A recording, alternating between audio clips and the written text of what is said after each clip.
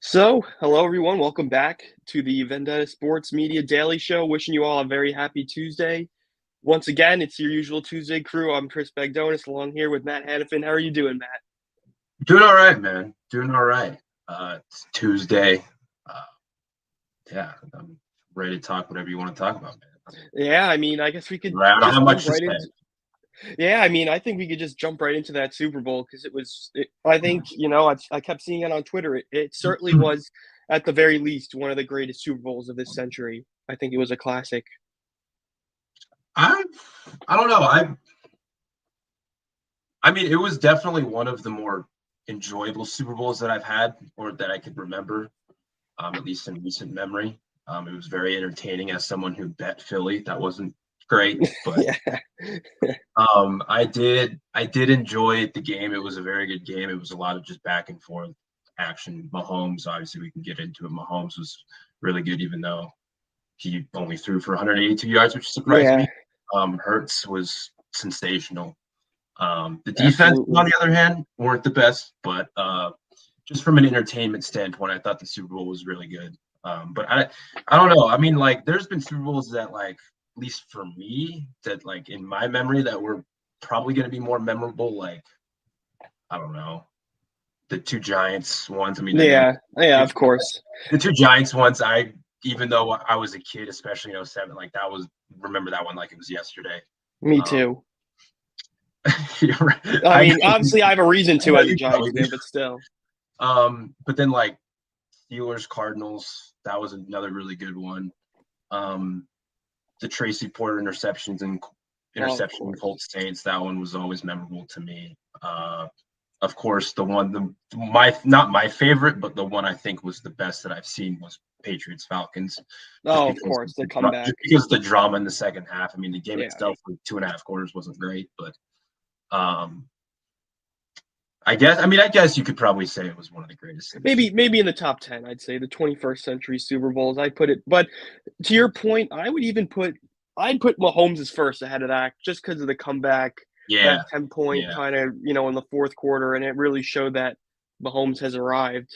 And I yeah. guess we could, even pivot into that about, Mahomes' legacy already, in 5 years as a starter, two Super Bowls, two MVPs, Offensive Player of the Year. I mean, he is on a trajectory that has pretty much never been seen before. It's ridiculous. Like, like I can't even like he's now a two-time or what, two-time, three-time MVP, something like that. Yeah, two MVPs and Offensive Player of the Year. Yeah, two Super Bowl MVPs, two Super Bowls. He's made five conference championships Yeah. in I think 5 years as a starter. Yeah. Like it's just been Five home AFC title games. yeah. Like I don't want to get too crazy. Like oh my god, like he's already the GOAT. But like I've said before on record and even off record that he's the most talented quarterback I've seen in my lifetime at this I 100% agree. Um, 100%. like Brady, Manning, Rodgers is like he is the most talented. I mean, right now he's certainly on a trajectory to be like in the Montana Brady Oh yeah. In that conversation. conference If on you the want to Mount have him, Rushmore. Yeah. right? Like if you want to have him there already, I'm not gonna I I'm not wouldn't gonna say second no. guess you. Yeah. Yeah, like you can if you want, but like just from what he's done from when he first started to now has been practically unprecedented. Yeah. I mean, and again, It's just now, ridiculous. yeah, he's now I think led the league in touchdowns, led the league in total yardage, Two passing 5,000-yard touchdowns. He led seasons, the league like, in yeah. total yardage. Like this was like one of the better seasons Yeah. possibly ever for any player, Any really. quarterback, yeah. I Yeah, mean, it's like it just made me think in that game, like, what obviously the arm talent is just off the charts. Like we have never really seen an arm like that in NFL history. But what also really separates it from the pack, I was thinking, even on an ankle that probably wasn't 100%, he really ripped off like multiple like big time like running plays, like getting out of the pocket and just making guys miss or just he just was on top of the game. And I think in terms of how Nick Sirianni coached that game, you really couldn't do much better in terms of keeping the ball out of Mahomes' hands and having those long, time-consuming touchdown drives. Philly did that a bunch of times, but Mahomes just, he was just dialed in, about as dialed in as I've probably ever seen him in a game where he's throwing for under 200 yards. It was just really just a masterclass by him and Andy Reid for that matter. Right, like you look at the 182 yards and like I think it was like 21 for 27, 182 and 3. First off, I was like when I looked at it after the game, I was like, he only threw for 182. Like I felt like he threw for 300. Yeah. Because it's like every single play, it was either like Juju or Kelsey, yeah, just wide open, and it was just like you always there's times in a game where it's like, oh, this was like almost an interception. There wasn't any of that. No close calls really. Yeah, like he was like credit to Andy Reid for scheming up plays that maximize the ability of his pass catchers, but also credit to Mahomes for making it happen. Yeah, making it happen and executing perfectly. Like it takes 11 to execute, and that's exactly what happened. And like I heard this somewhere, but there was like a little like it felt like how am I going to describe? Like it felt like the Chiefs like pass block heading into the game. It was all like, oh, Hassan Reddick, Fletcher Cox, like this Eagles pass rush is so dominant, like they're going to get to Mahomes on a bad ankle, even on 2 weeks rest, and it was just like that didn't happen at all. No, like I think so much credit. There's got to be a whole heap of credit that goes to the Chiefs offensive line and the Chiefs pass block. Absolutely. It was like Mahomes not a clean pocket all day, but it felt like it didn't really feel like they were getting to him all that much. Yeah. When they did, he was maneuvering throughout the pocket and escaping. Like he had that one, I think it was like 20-25 yard run on that last drive. Yeah. Or is it the last drive or second? I think it was in the fourth quarter. Yeah. It was just icing on the cake. Yeah. And it was just like, one, to do that on a high ankle sprain, regardless of like, especially after. I think he must have re-aggravated it. Yeah. And like credit to Mahomes for like the balls to do that. Like when he was running, I was like, all right, get down. Like it could have been something serious if he didn't play it right. Yeah, and he was speeding up. It wasn't like he was slowing down at all. And then he finally slid. But it was just a remarkable like performance by him. And it was the perfect when big time players make big time plays in big time situations. Like that was exactly what Patrick Mahomes did. And I think the biggest lesson learned that I relearned was never bet against Patrick Mahomes and Andy Reid, especially on 2 weeks rest. Like I remember when I was with Trey last week when we did the Daily Show, I was telling him, I was like, I'm a little on the fence. Like I think Philly's the better overall team. I like their defense a lot. They have better skill position players, but it's Patrick Mahomes on 2 weeks ago. Like I didn't really know how to approach that, but then I took the Eagles money line -125, and I know the rest is history. I took the Chiefs money line at halftime. I thought, the odds are looking a little bit better, 24-14, and that's smart. Thankfully, everything else I missed. I thought Valdez-Scantling would get in the end zone. I thought there's no way Pacheco would get in the end zone, and it just other than that halftime, Hail Mary bet, I was pretty much empty-handed. I had a bunch of bets, and I'm trying to rethink all of them. I had here. Let me pull up the prop bet post. Yeah, I'll find.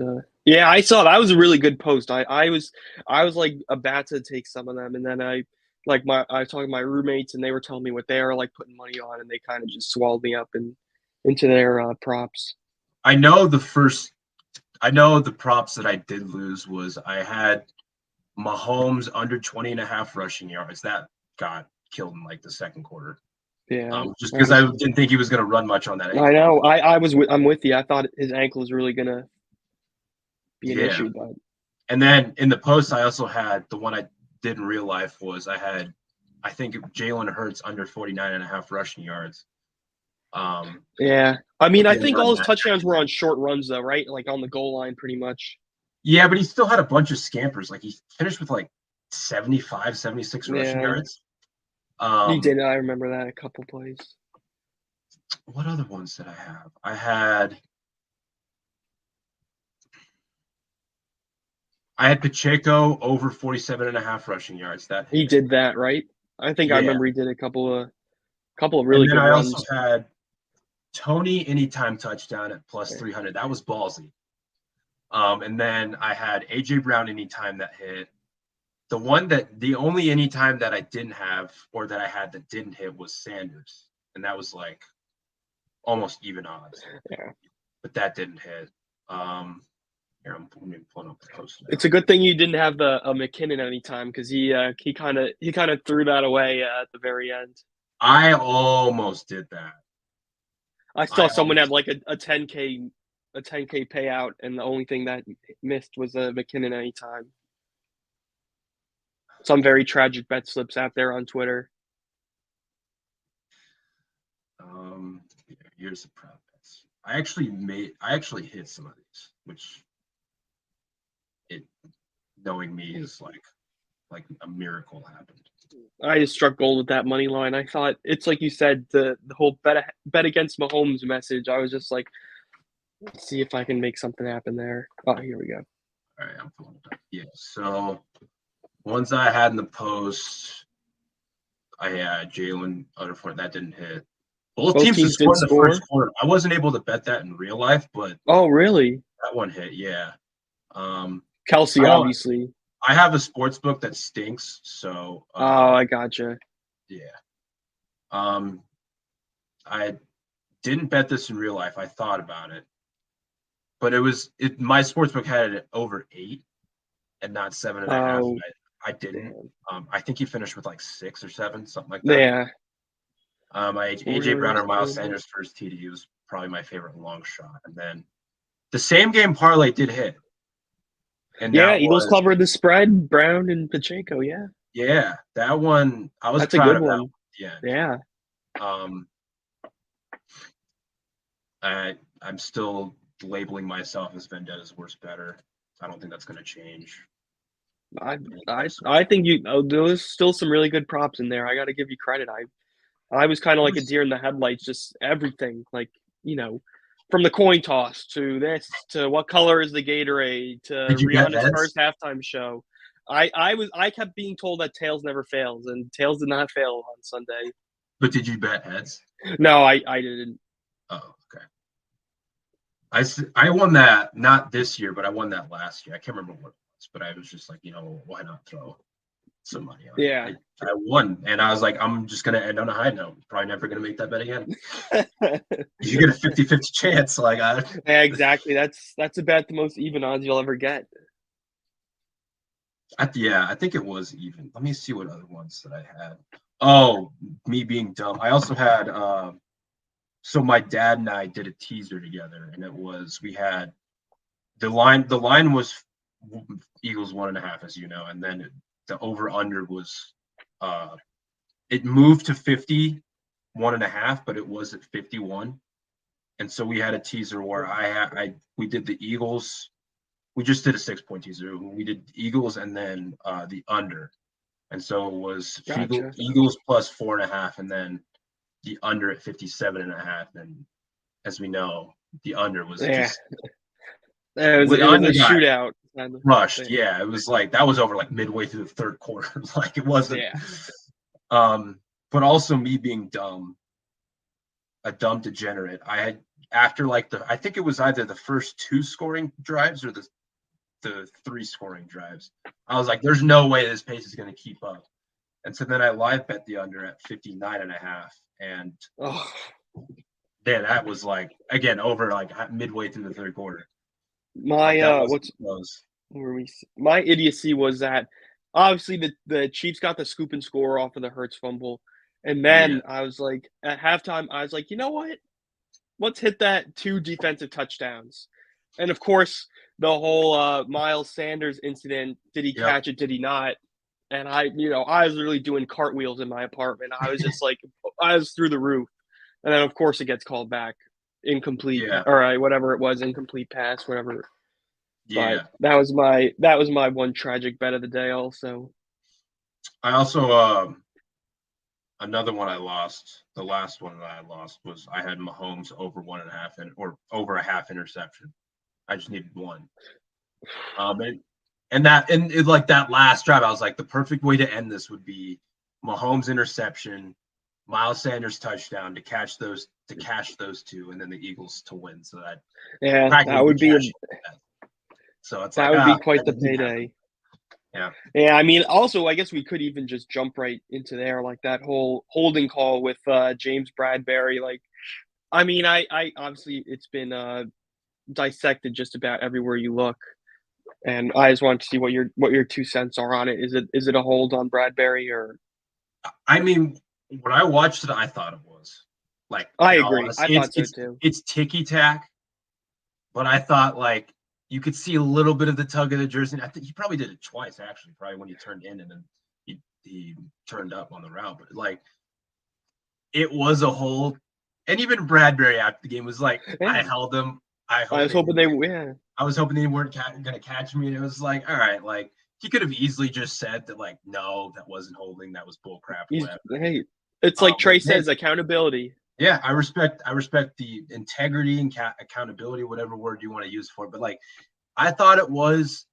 I'm still kind of on the fence on like the whole narrative of like, oh, you can't call this in this situation because game changing, yeah, game changing. Like I get it, but I also am just like, but if it's the right call, like it brings you to the perfect example, not perfect example, but like, does it have to be more egregious for you to be called? Like, remember I can't remember who it was, but in that Rams Saints NFL the pass interference on what's his name? I can't remember who it wasn't Jalen Ramsey. It was someone else on the Rams that just took someone out. Yeah, it's like, all right, is that the extremity that you want for them to call it? Like, I don't know.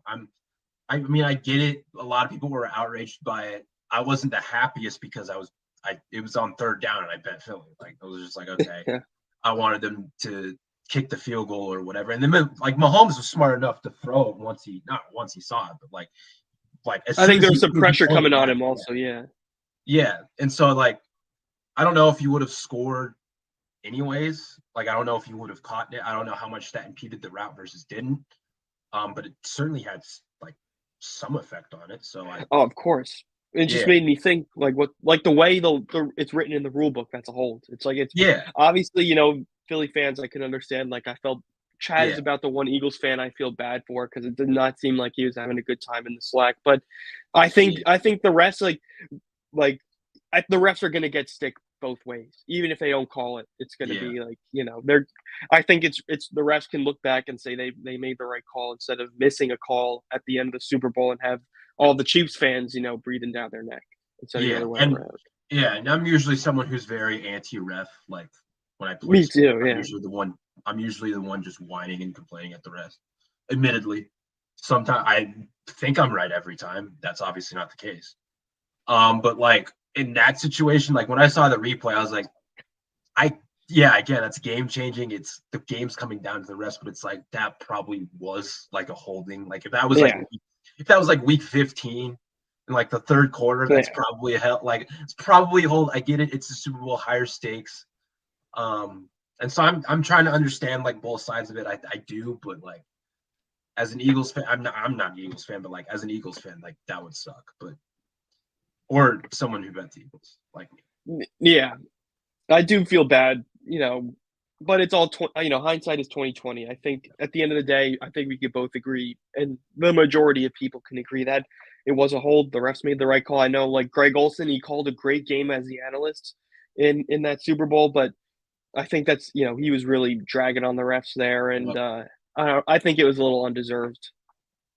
Probably. I don't know. Probably. Well, also, what do you think about we haven't talked about it much, but like Andy Reid, like is he now like top 4, top 5? Like I don't know where I'd have him at in like the coaching rankings, but he's certainly up there now that he's won 2 Super Bowls and he's got to be. years. I think. I mean, I think top 5, like you just said, like he's Bill Belichick. Obviously, that's your number one, and then obviously you can go down the list. Like I'm just trying to pull names out. Like I'm really trying to think back. I mean, you could probably think of a couple names. Like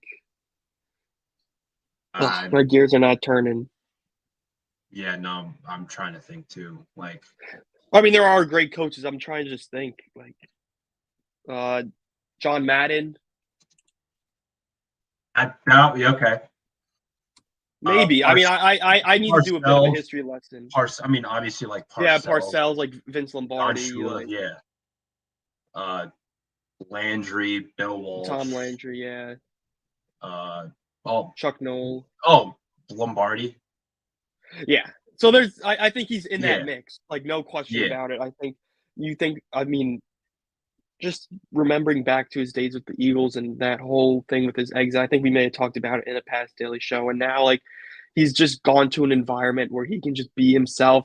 The cheeseburger loving, brilliant offensive mind. Something I will just gently touch on. I don't know why Terry Bradshaw was really like trying to be like a bit of a jerk. You remember, like he said, like, "Come on, Andy, like waddle over here." I was like, "What's the point of that? Come on, he just won the Super Bowl." Like, but that's not here or there. That's just yeah. me grinding my gears. But I think Andy Reid's absolutely in that conversation.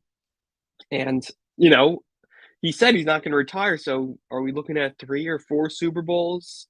How he can obviously just go on as long as he wants now at this point. But You got Patty Mahomes at 26, man. Why would you retire? Travis Kelce in his prime. Yeah. I'd be shocked if Kansas City doesn't look for another, big name receiver.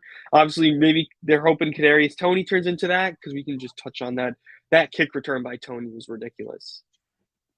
And it was also one of the weirder punts that I've seen because it was like it's in the Super Bowl. Like just kick it out of bounds. Yeah. Don't hit a line drive directly at the guy to where you can get like a running start. Like that's probably the last thing you want to do. And other than like completely shank it. Yeah. But yeah, I mean, again, just credit to Andy Reid. I've always loved the guy. I'm happy, like, even though he won the Super Bowl a couple of years ago, it's just good to see him finally get over that hump. Yeah, dude, his play designs are ridiculous. Yeah. Like that Toney touchdown, like no one was within like 10 miles of him. Yeah, like, that was just the way he's fake able jet to sweep up plays. It's remarkable, and like and use guys like Kelce and Tyreek when he was there as like decoys to open up other targets, whether it was, I mean, in this instance, Sky Moore and Drew or Sky Moore, like just running guys back and forth in motion. That's going to throw guys off, no matter how disciplined the defense is. At least at some point, it's a lot of eye candy, and the eye candy sure shit worked. Yeah, it's got style and substance. It's just really remarkable. Like I saw a stat, and it was like the Chiefs had like, I don't know, I think it was like 230 available yards to get in the first or in the second half, and they got 221. Wow. And the 9 that they didn't get was the field goal at the end. Like, wow. That's just insane. It's insane. Like, it was just like, how does that? I mean, yeah, of course it helps when you have, again, the most talented quarterback, at least that I've seen in my lifetime behind center, plus a very good offensive line. But like, that's still, any way you slice the pie, that's absurd. Against an all-world defense. Yeah, it's just outrageous. Let me see if I could find it just to verify. But like, it was just like how don't, that's like it's a different gravy. Defense, like, no. Yeah. It's just. I also saw another one where Mahomes is like the first quarterback first quarterback ever to win a Super Bowl with like by taking up like 17% of his of the team's salary cap of just. Oh yeah, that's right. Yeah. I remember they were talking about that in the post game. That's credit to the Kansas City front office, and obviously as a Giants fan, I have some views on Kadarius Toney, but I can't say anything now. He's caught a pass in the Super Bowl and he's won a Super Bowl, so just really shrewd additions there by the front office. Yeah, here it is. Wow. It's just how does that happen? Outrageous. And it's like, again, if you're a Philly fan, you're probably wondering like, where the hell did our defense go? Like their defense was sensational all season. And in a game like that, like they couldn't make a single play when they needed to. But like, this is just stupid. Like, I don't like, you just don't see this. Yeah, not at all. And then, we also have to give credit to like Pacheco too. Like I think he did a great game. Yeah, he was running hard as hell, and like it was very funny. I think it may have been like the last couple of drives. He got cracked by CJ. He got hurt. He Yeah, went he out was. and then came back in and just kept running. And remember my dad and I looking at each other like, how the hell, just in general, football players just take that kind of wear and tear, take that kind of physicality, and then the next play or a play after that just act like nothing happened. Like, of course, there's probably some adrenaline since it's a Super Bowl, but it's Of course. I don't. Again, football players and professional athletes in general are just like, not to be super cliche, but built different. Yeah, I was gonna say exactly that. They're just, Physically, they're just there, like they're way above everyone else, but it's still like they take hits and then sometimes they get up and I'm just like, oh my God, like it's bounced right back. I would have like crumbled into 17,000 I know. pieces if that was me. I would have been in like the fetal position probably. Right. Like Right. it's ridiculous. And like this guy was a 7th round pick. Right. That too. It's That just- goes against. I mean, I know. I think it was Scott that's been on it. I mean, I've had this take for years too about like drafting first round running backs. Like, just imagine if you had T. Higgins instead of, or Clyde like Edwards. Yeah, instead of Clyde Edwards-Helaire. Like, again, Clyde didn't play in this game, but like Pacheco, I think, kind of solidified. He's their starter. He could very well be a Pro Bowl level player just in that system. Yeah, like don't draft the running back in the first round. That's always been my thing. Story. Don't pay running backs if you don't have to. I mean, you really don't have to, but like, especially don't pay them a whole crap ton of guaranteed money. Yeah. I mean, I know it's kind of messed up because of the position they play. It's like they can't really control that, but it's just adds to the example of like how impactful running backs can, like, if you find the right one in like the 4th, 5th, or 6th, or in this case 7th. That's all you need. That's all you need. You don't have to get them in the first round if you don't have to. Like I think I've seen mocks where like Bijan's like top 10, top 15. It's like, is that necessary? Like, No. I can't remember I which don't know. teams or which mocks, but like I remember I've seen it. It's like I mean, again, that would just like even if that's the only position you need, like I would think about like building in the trenches or building like 100% or what, like secondary. Receiver. Yeah, like something like that, a position that could be of importance in the end. Like you take a running back in the 3rd round, man. Like you don't have to get him in the first if you don't. And to the Eagles, to the testament of how well their team was built, Boston Scott is a 6th round pick and Miles Sanders is a 2nd round pick.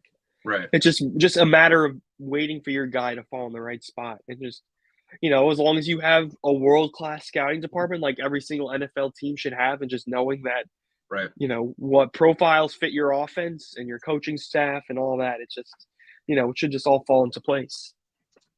Let me see. I saw a graphic. I can't remember where. About running backs and like, I don't know if it was guaranteed money or what it was, but like there was like a chart like over the years, like the winning running backs, like how much, like their salary. Yeah, I can't. I'll probably find it at some point.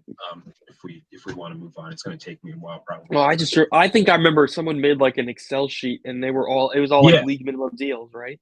Yeah, that's what I think. Or rookie contracts, whatever it is. Yeah. Anyways. But here, I think I have the NBA. If you want to jump to that, let's do it. Let's see. Good. Is this all right? Cool. So, last night. Oh wait, this is today. Let's go to yesterday. A shootout in Charlotte as the Hornets defeat the Atlanta Hawks. Obviously, the Hawks had a pretty busy deadline, and I guess Trae Young, 25 and 14 assists, pretty good, but they still have some ironing out to do before we can really start to think about them moving and shaking in the East, I think. We'll probably talk about the deadline in a little bit, but and then we can just move. Hawks or something. Yeah, more on that later. But the Cavs obviously should have probably been more than 8 points that they beat the Spurs by. But again, Donovan Mitchell dropped 41. I saw that crossover he had for the 3. That was just, he's just been playing out of his mind this season. Yep, I did not watch a lick of that. Me neither. But what's it called? Where else? Jazz and Pacers, two pretty upstart teams in separate conferences. Tyrese Halliburton was getting busy. Lauri Markkanen, an all-star. I think, both teams are in very unique positions. Obviously, we won't see any Russell Westbrook for the Utah Jazz because he's going to be bought out and likely going to. Well, we'll touch on that later. Also, Possibly. actually, Possibly. the less I say about You're that, up the Miles better. too. Yeah. And then I actually saw on Instagram, I think it was Jabari Smith. They were in a hotel in Philly, and he was like recording the masses of crowds outside. And he's like, "Come on, guys, I have Embiid tomorrow. Can you keep it down?" And I thought that was a pretty funny video. But Do you obviously, think it would have been worse if they won? oh yeah, I think it would have been.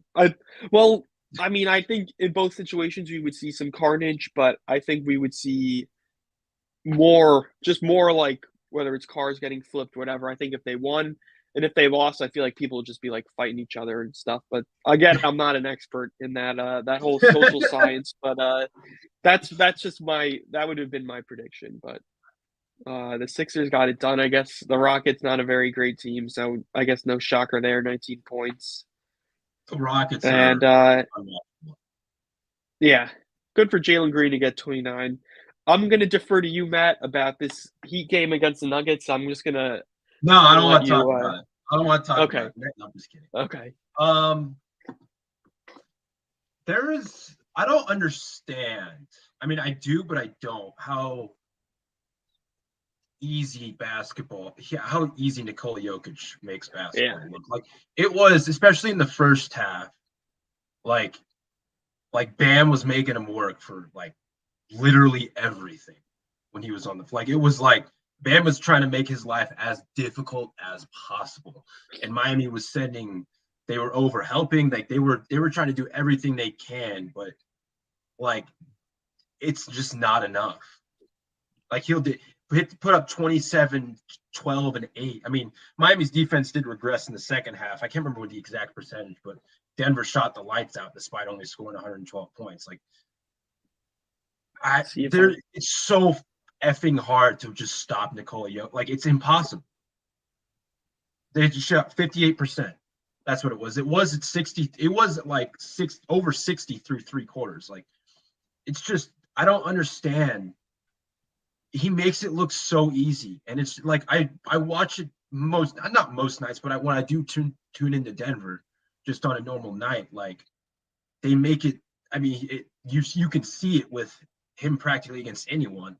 But to watch him do it against one of the best defensive centers, albeit smaller than him, but like Bam, when they played in late December, I can't remember what Jokic finished with, but Bam made his life incredibly difficult for 3.5 quarters, and then the final 5 minutes, Jokic turned up and Denver won by like 4 or 5 points, whatever it was. That's just who he is. It's crazy. It's insane. And it's like Miami was shooting the ball better than they have in the past. I mean, Butler played well. Strus and Vincent had one of their best games together in like a long time.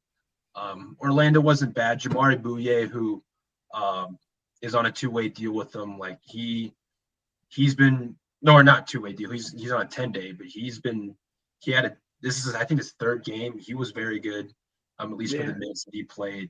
At least I thought relative to what you would expect out of a guy on a 10-day contract. But like, just I can't stop thinking like just Jokic just made it look so dominant. I know, and it's just you think he's going to win his third straight MVP? As of right now, I'd probably vote for him. Yeah, I think he has my vote too. Just keeping that nugget. It's like you said, he just keeps them afloat. Like, yeah. And we barely see this guy miss time. And if there was ever load management with Nikola Jokic, the Nuggets would look like a completely different team.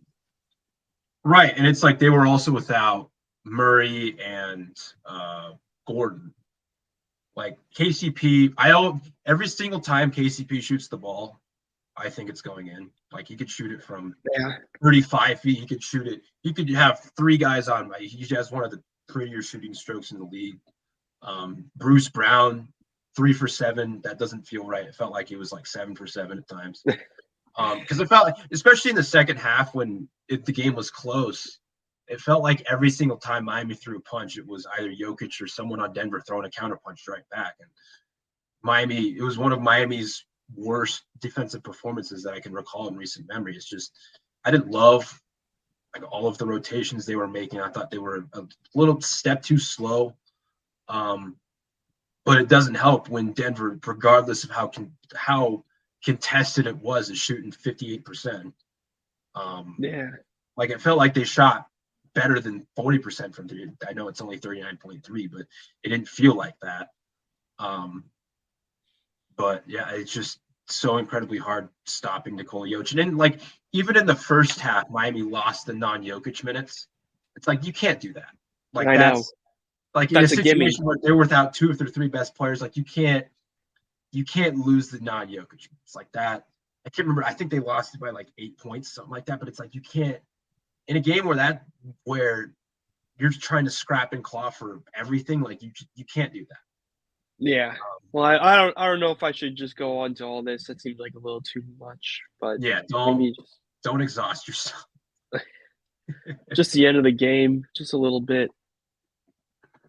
Yeah, I mean, the Heat did really.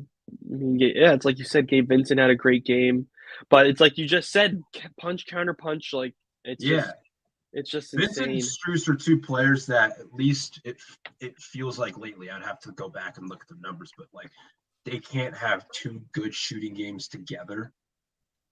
Only one or the other. Yeah, it's only like one or the other. Like, or I should say, like average to above average. Like it's usually one or the other. At least it has been this year. Last night was an example where like both were like at least shooting the ball relatively well. And for a team that can't shoot, having two of your best shooters shoot well in the same game helps. But again, all for naught in the end. But it's just frustrating. But yeah, it is what it is. But I'm sure, So go ahead.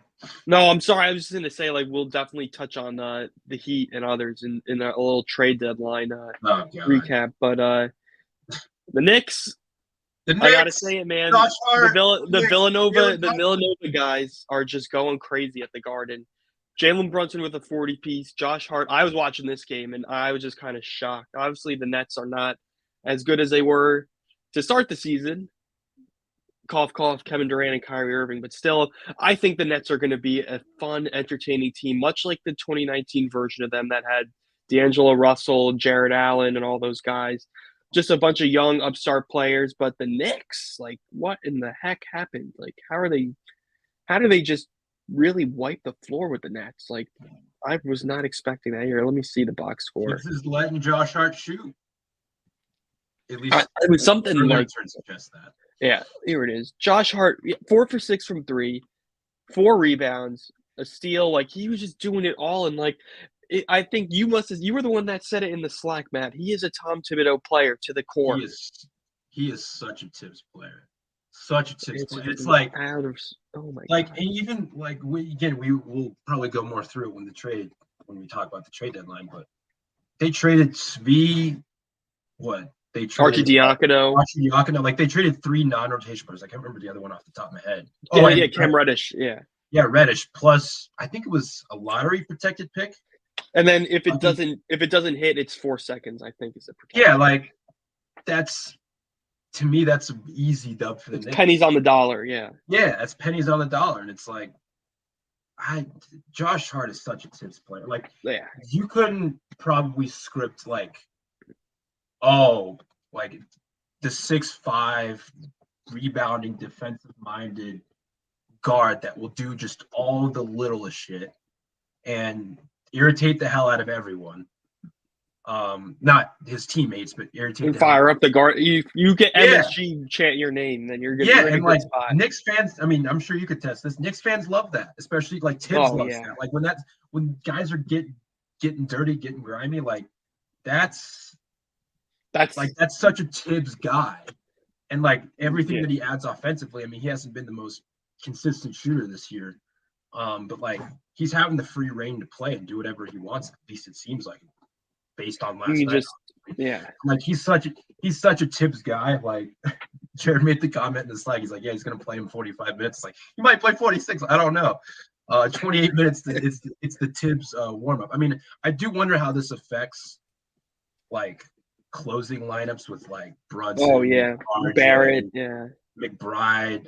How he uses that, but I don't. If you substitute like a guy like McBride or even Grimes for a Josh Hart, I don't think anyone's going to be complaining in the end, or at least any no fan, way. I should say. Maybe, I don't know, but depending on the He's just been a man on fire to start his life in New York, and I Yeah. couldn't be happier for it. And obviously, Jalen Brunson, it seems like they're just like telepathically connected. He got the 40 piece, and they were just, how this guy was not voted an all-star is just a travesty. I think, he's got to take Jaylen Brown's spot in the East. Ooh, I don't know. I mean, it's the All-Star is tough because you have 12 spots to work with. Yeah. And so it's always like there's always going to be a few guys, Dan, where you're just like, okay, like he got snubbed, even though he may have just expand it to 15. But then again, we'd be having the same conversation about guys 14, 15, 16, and 17. Yeah, there'll still be snubs, yeah. 11, 12, 13, 14. Yeah, like there's still going to be snubs, but yeah, I would probably I'm surprised there hasn't been one, or I'm surprised there hasn't been a replacement announced yet for Jalen. Because at least I don't think he's gonna play because he fractured his face. But yeah, I'd highly doubt that. Yeah. And then let me see the Nets. Dinwiddie. I mean, he hasn't really missed a beat with the Nets considering his past tenure. He's off to a good start. Claxton. Yeah, not the best look for him. You know why, man? No. I like. How do you talked about it a little bit, but like, do you think this Nets team can still make the playoffs? I think I don't think they should punt on the season. I think they may slip into a play-in spot. I think just use what you got and do the best you can. Obviously, you just look at what 1, 2, 3, 4, 5, 6, 7. They have a 13-man rotation. Like, I mean, I think once the offseason comes around, you strip down the parts. Like if a team like the Memphis Grizzlies still wants to give a first-round pick for Mikal Bridges, I think you should do it. Yeah. And, I think then you start to strip down the roster, and you decide. I think at the very least, you move forward with Claxton, and you move forward with Cam Thomas. I think those are the two main pieces. And they may not turn into, superstar level players, but I think Claxton, I personally think he's taken a huge step forward for them this season. He's been, I was thinking, when the big three was there with Harden, Durant, and Irving, like, what did they need? They needed a center doing exactly what Claxton is doing now, a guy who fills the lane, a guy who will get into dirty positions to get those rebounds and just do the stuff that the Stars didn't want to do. Unfortunately, they don't have the Stars anymore, but I think you move forward with Claxton. I think he's a perfect example of a big man today that does just about everything except shoot the three. And I'm a big fan of him. I know his rookie deal is up, so they should give him an extension in my book. But I think you keep him, you keep Cam Thomas, and then I think you should keep one of Cam Johnson or Mikal Bridges, and then you trade the other and Dorian Finney-Smith too. I would probably just kind of go from there. I'd probably keep Bridges. I think he's the better of the two for sure. But he's also going to command more. But going back to the Claxton thing, they traded Jared Allen for Harden. Yeah. I'd have to go back and look at the financials of it, but I don't think they would have needed to. But of course, he's probably the most desirable asset at the time. At least if I would have guessed, I'd have to go back again. I'd have to go back and look at it. But they traded Jared Allen. They were one Jared Allen away from really. I mean, of course, with the Harden stuff, there were so many strings attached. Games, you don't have to rehash that whole thing, but what'd you think about? Or here we could finish with these games and then go on. Or I'll just click out of this real quick. Bills will be quick. Oops, not the Knicks. All right. This is Tuesday. Should be a good schedule tonight. I don't know what's going on. All right. So we did the Knicks, Orlando, Chicago. Orlando wins. Good for them. Paulo's going. Levine. I saw the Knicks were closing in on Levine during the trade deadline. I'm happy that didn't. Well, actually, I would have liked to see them trade R.J. Barrett for Zach Levine. That's my hot take. Ooh. I think RJ's starting to stale out a little bit in New York, if I'm being 100% honest. Chicago needs some sort of boost. Yeah. They need a I don't Russell. know. Yeah. That's my take. Yeah. It could very well happen. I know there's going to be quite a few suitors. Let me see. New Orleans beats Oklahoma City. Pretty close affair. Minnesota did hold on to beat Dallas. I saw on the Vendetta Twitter they were really beating up Dallas in like the second quarter, but Luka and Kyrie made it close. Yeah, I can't remember what the biggest lead was. I think when I tweeted it was like 24. I know Minnesota was up, I think 18 heading into the fourth. And then Kyrie and Luka both like went off and nearly came back and won it. It was like, Yeah. oh my God. Oh shoot.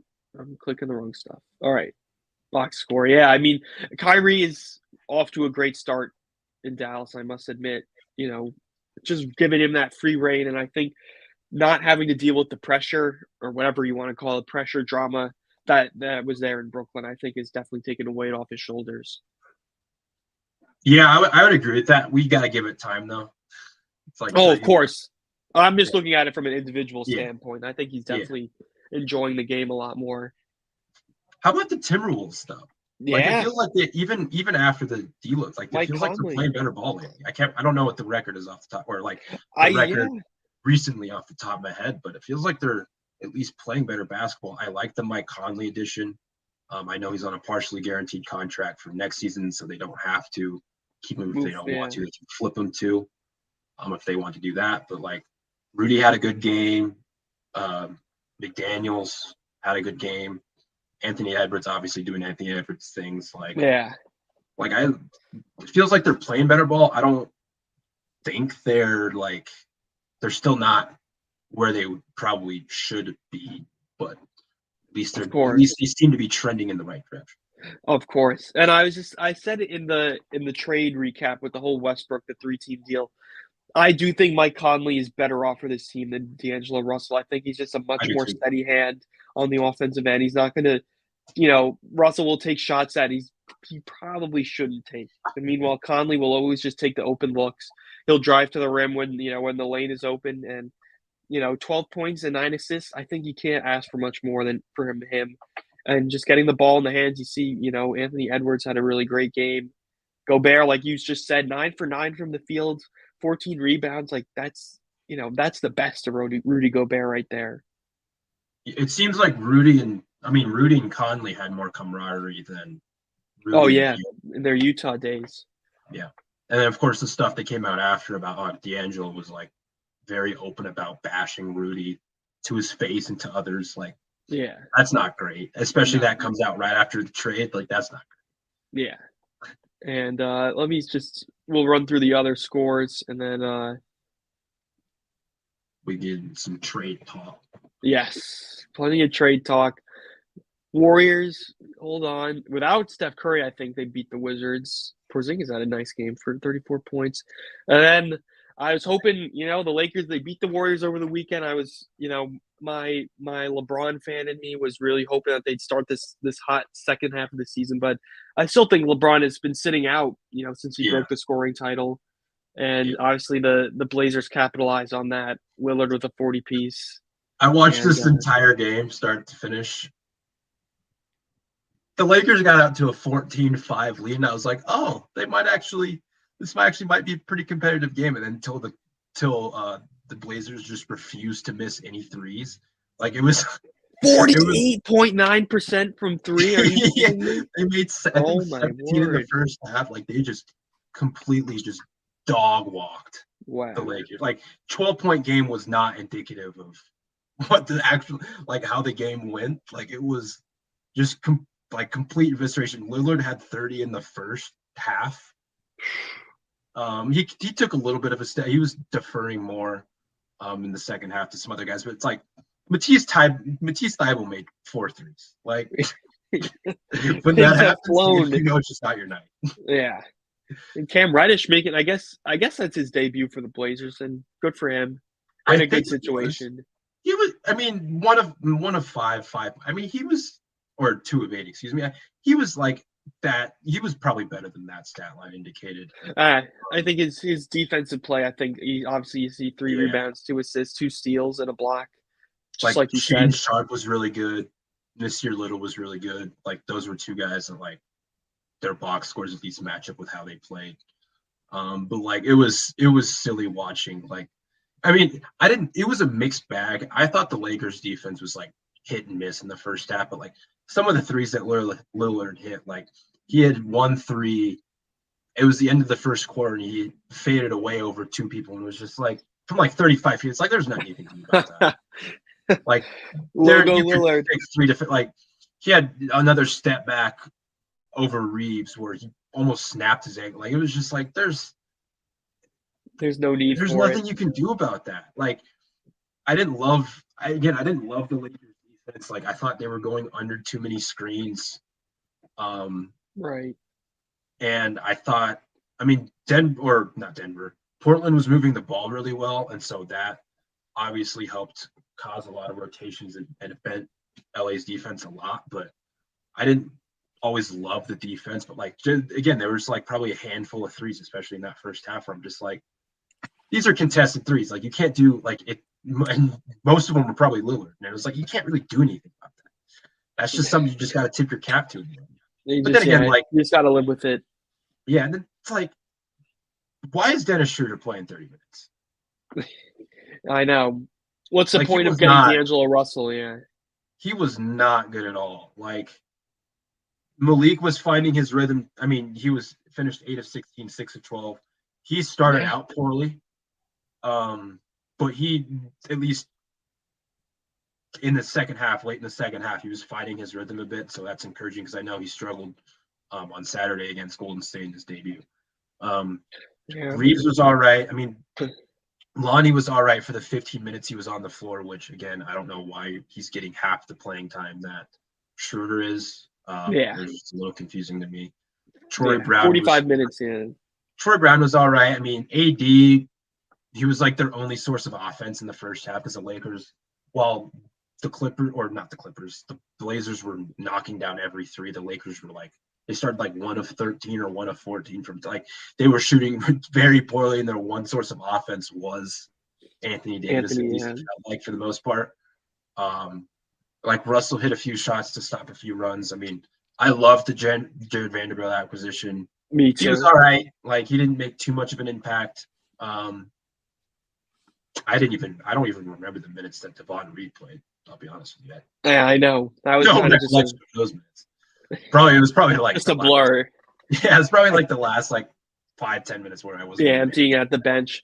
And I guess I would say obviously Anthony Davis, he did have a good game on the glass with 20 rebounds, but my hot take is if this is the version of Anthony Davis we're getting compared to the one before his injury where he just was a man on fire, just, dropping 40, 50, you name it, just on a nightly basis, then I think the Lakers are in trouble. He's going to have to find a way to get back to that pre-injury AD where he just was arguably the best player in basketball. I'll say it. I just remember, in the very beginning of the season where the Lakers were, not quite in the 14th spot in the West, but he was just unstoppable. And that's sadly, it could be the very best basketball he plays in his career, which we saw earlier in the season. And I think he's just got to find a way to bring that back, especially when LeBron is back on the floor. Because again, I was thinking to myself, if this was the roster fully healthy that the Lakers had to start the season, I think they'd easily be over 500 and comfortably in a playoff spot. That's how good of a job I think Rob Pelinka did at this trade deadline. I thought he did a great job too. We could just jump into trade talk. Yeah, I think we could just jump right into that. Let me pull up our trade tracker. Yes. If I can find it.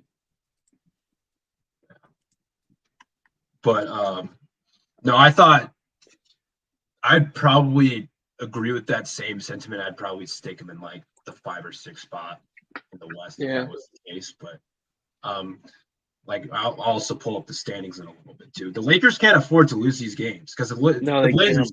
I'd be remiss to mention the Blazers were without Jeremy Grant Nurkic. And so it's like you can't. Got to find a way. You got to find a way to win those games, even without LeBron. Like I don't. Again, it doesn't help when the Blazers shoot over 50% from three or 55, whatever it was. They hit 23 threes in a game, which could have been a lot more. Again, it was 17, I think, in the first half.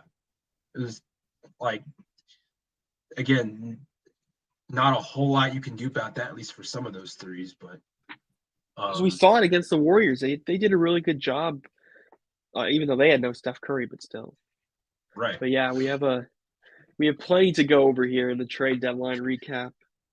So okay, Hachimura, what were your thoughts about the Kyrie trade? I wasn't able to ask you. I think it's the right move for the Nets. I mean, obviously, I would have liked to see Kyrie just go for it in this season, just play it out in Brooklyn, see if they can win a championship. Because I was of the mindset that the way that Brooklyn roster was built with the supporting pieces and they're all healthy, I think they could have easily had a good shot of getting out of the East. But I think when you think about, like you said, just all of the off the court stuff, and they could just really never find their groove, even though they had a great December. I just think that's the right thing for both sides. It just didn't work. Things really just soured off at the end. You can go into the vaccine, you could go into the video Kyrie posted. We could spend all day talking about that. But yeah, the Spencer Dinwiddie reunion, I'm a fan of it. Dorian Finney-Smith, I think he's one of the best 3-and-D wings around. And then you get a first round pick out of it. You start to build up the treasure chest after the whole James Harden. They just emptied everything they got out for him. But I think it's the right move for both sides at this point. And then you can touch on Dwayne Dedmon if you so choose. Jesus Christ. No, I'll just say that he messed up this deadline. They effed up. Pat Riley, yeah. You can't sign Dwayne Dedmon to a $9 million deal and use that and convince us that you're using that as a salary filler for a bigger trade, and then attach a second round pick to get out of it. By the way, second round picks were just going, like, people were just handing them out like candy, like Halloween. They were flying around. Yeah, they were flying around. I think there was like the biggest winner of the trade deadline probably was a second round pick. They had like 38, 39, something like that traded. Yeah. Like you can't sign Dedmon to a $9 million deal, attach a second round pick to him, and then flip him to a team just for that to be your only move. Yeah. And I talked about this in other spaces, that this deadline, this is now the Heat's second consecutive deadline without making a move, and they didn't make a move or they didn't acquire, I guess, the second consecutive deadline where they didn't add anyone new, and they didn't add anyone new in the offseason after losing PJ, after losing Markieff. Effectively, it's like there's only so many of these that you can punt when you're building around two of the best players in your franchise's history, and Jimmy and Bam, or at least they will go down as two of the best in franchise history. I agree. Like that can't be your only move. Like what it does is it gives Miami more luxury tax space. This year, I think they went from like just under 200K in luxury tax space to about 4.8 million. And like Mickey Arison, the owner, he said before on record that he wasn't gonna go over the luxury tax, or he wouldn't prefer to go over the luxury tax unless they were building an actual contender. And as we've seen this year, at least I don't think so. The Heat aren't a contending team. They're still a notch or two below the Milwaukees, the Bostons, et cetera, et cetera. And of course, we saw what happened with Durant, and now he's in Phoenix and all that. But like, you can't, like, I guess they didn't want to. The best thing they probably did was not forego many assets. Like they didn't just go out of their way to trade their two tradable first round picks, or they didn't try to overspend when this window wasn't it for them. They didn't try to take on some big expiring contract when they didn't need to. But it's like there were still moves to make. Kyle Lowry's going to be entering the final year of his deal this next year. He's not playing right now because he's hurt, and they just not sent him home, but like in essence, kind of sent him home, and he won't be. Yeah. I saw something yesterday. I don't know how reputable it is, but he might be out until like March at least. Oh my gosh. Because he's had a knee injury for a little while now. It's nothing particularly new, but they haven't used him lately. And when he's been on the floor, he's been a net negative almost. Yeah. And like Duncan Robinson, who's not playing because he's been hurt for the last 2 months with a finger injury, or no, last month or so, however long it's been. So it's like there's still moves to make. There, you still could have maybe moved off of Vincent and Strus, who are both on expiring contracts. Like the Heat are in the luxury tax next year. They have a luxury tax bill of about $20 million. It's I think 19.1 right now. Wow. This team isn't a contending team, and so are you going to pay it this year, or are you going to pay it next year, not this year? Like I don't know. It was confusing. I thought they were one of the losers of the deadline. I can't help but agree. Yeah. Yeah, I mean, Jared and or not Jared, Trey and Jackson talked about it. Check out that on the Vendetta Sports Podcast Network YouTube page. Like and subscribe to that as well. But like they talked about it a little bit, and Jackson made the comment. He's like, "I feel bad for Matt." I was like, and I'm sitting there thinking, I was like, "Yeah, it's not going well." I mean, previous mismanagement of assets, whether it's Dedmon, whether it's trading a bunch of second-round picks for KZ Okpala, whether it's overpaying shooters like Duncan Robinson when you don't need to, and then you can't get off that contract, whether it was the Kyle Lowry signing. There's just a bunch of recent fuck-ups that Riley's had that you just can't afford to have, and then not make any other subsequent moves if you want to build a contending team or if you want to remain in contention. Or you also cashing in on assets, because they're going to be running into the same problem this year where they might have to overpay one of Vincent or Strus in the offseason. Right. They have the bird rights to both of them, but again, that means you're digging yourself a deeper hole in the luxury tax unless you're able to move off of a Kyle Lowry and Duncan Robinson. And if you can't move off now at the deadline, I'm not wholly convinced they're going to be more valuable assets in the offseason. I don't know. Right. I 100% agree, and it's just an interesting position that they find themselves in. And yeah, they're the 16 right now. I think the Knicks are a half game behind them in the standings, and so I'm guessing the Knicks at some point probably will pass the Heat. Unfortunately, but I guess on the brighter side, I will say I feel like this roster is a team that'll get into high gear in the playoffs. Like we saw last year, they made the conference finals. I think that once, especially guys like Jimmy Butler, who just really just dig deep when the games matter most, as we've seen in a Heat uniform time after time, Right, but like with this team the shooting has regressed so much. Like they can't score. Like you saw, like they're averaging, I think they're last in the league in scoring. They're one of the worst offensive teams just on a per possession basis in the league.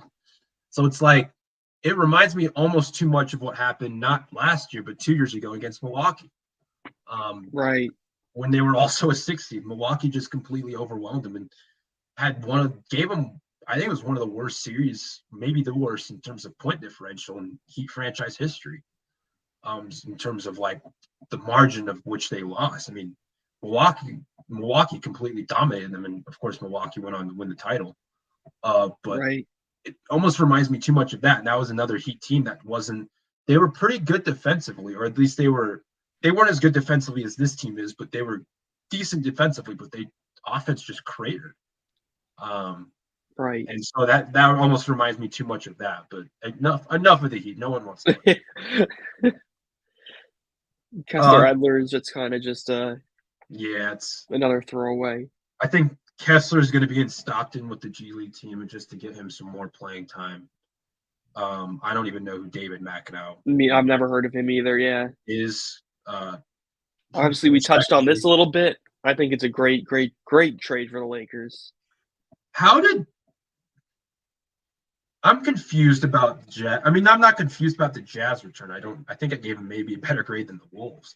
I can't remember actually. Probably similar grades, but like I thought about it more after the fact, and like Russell Westbrook plus a first round pick, like even before the deadline, they weren't going to get a whole lot. They would have to trade both of those picks. But instead, the Lakers get D'Angelo Russell And then two more players I really, really like in Malik Beasley and Jared Vanderbilt. I especially love Vanderbilt, but I Yeah, thought that's a good return for trading Russell arguably and the worst Toronto contract in Anderson. the NBA. Yeah, certainly, if not one of them. Yeah. Westbrook, JTA, who was getting a little bit of run, but not too much. Damian Jones, who was practically out of the Yeah, rotation, and then 2027 first. Like the Lakers did really good in this deal. yeah. Like I I don't have think to I tip can my hat to Pelinka understand. there. Yeah, And then, like we also said, I think the Wolves did well here, just swapping out Russell for Conley. Nikhil Alexander Walker, again, just I think you said he's on the last year of his rookie deal, so I think it'll be interesting to see how they proceed with him. And then a pick swap for second round, more and more second round picks getting thrown around. And and I think the first round pick, I think it was from Lowe, where if it doesn't convey in 2027, it turns into like I think it was either a 2027 or 2028 second round pick. So it's not like good protection there by Pelinka. yeah, but like why the Jazz? I'm at least asking for the second first. Yeah, Maybe not. I don't know, but and it was also weird, kind of the reporting of this, like how I think it was either Shams or Woj like previously was like, okay, like this deal is going to be in place. There was a bunch of moving parts and people were connecting the dots, but then I think it was Woj that was like, okay, the Jazz and the Lakers have a framework in place, but the Wolves are still like waiting to see like what they value with D'Angelo Russell. In my brain, I instantly thought, I was like, all right, is this going to be like a 4-team trade between like, is someone else getting in on Russell? Like, someone else jumping in. Yeah, yeah, it's like, is the Lakers trading their second first round pick? Like, I thought that was going to happen, but then a few hours later, it was like, okay, this trade's official. Like, it's the same names and the same pick compensation that we were previously led to believe. So, right. Yeah, um, it'll be interesting to see when LeBron's back out how this team gels together because everyone said it. Russell's having a career from three. Malik Beasley's one of the best movement shooters around, and then Vanderbilt. I just like we both said. I'm a big fan of him. Just a Swiss Army knife of a basketball player. Just does a little bit of everything on the court. I know he's been working on his corner three a little bit more, and yeah. again, these are just guys that just complement LeBron James at his age. Obviously this is the 38 LeBron, not the 28-year-old LeBron Mhm. that was in his second straight MVP season in Miami, just literally doing everything on a basketball court. Right. Like, I still want to see how Vanderbilt and Davis kind of fit on the floor together. Right. I mean, it hasn't looked bad so far from what I've seen. I wasn't able to watch the entire Golden State Lakers game. I watched the entire game last night. It wasn't bad, at least just from like a fit standpoint. At least I don't think Right. it'll probably take time. The also thing, the underrated part about this trade is D'Angelo, Malik, and Vanderbilt all played together in Minnesota, and so at least they had some Right. sort of camaraderie together.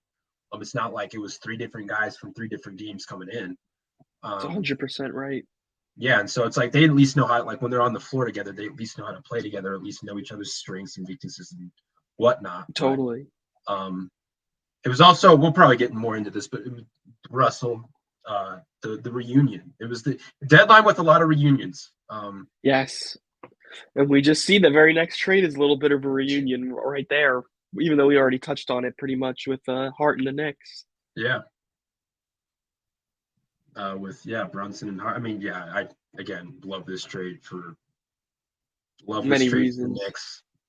At first, I saw it and I was like, God damn, like, oh my goodness, like Hart's gonna be such a pain in the freaking rear for just opponents. Yeah.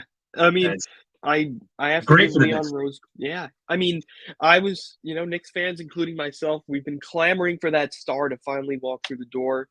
And, I thought, would it be Donovan Mitchell this past offseason? Would it be Anthony Davis if things blow up with the Lakers? And, I think, again, we just see Leon Rose is biding his time, waiting for the right opportunity to really strike and, you know, give away everything in the kitchen sink for a superstar. And I honestly think that could very well become Luka Doncic in a couple of years if that's my hot take. Again, I'm a Knicks fan, so I mix in cautious optimism with Icy psycho teams. you know, whatever you want to call it, pipe dreams. But again, I think it's a really good move for the Knicks, getting that locker room chemistry up. And again, if the best version of Tom Thibodeau coaching a team will be a group that you do not want to play in the first round. And I think that's very well what the Knicks could become with this group they've got.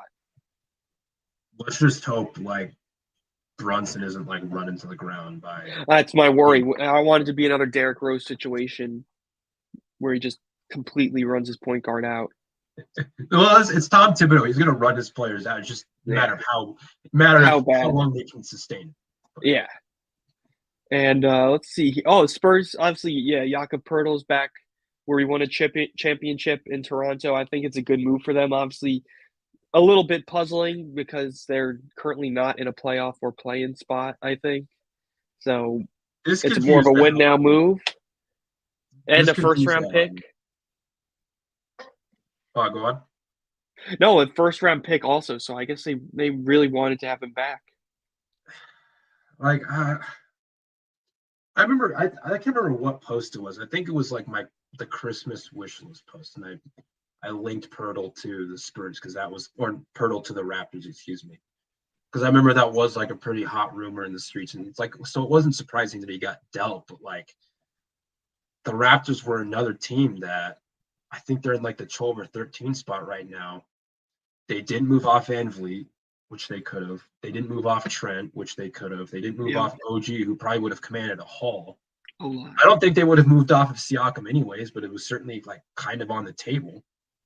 100%.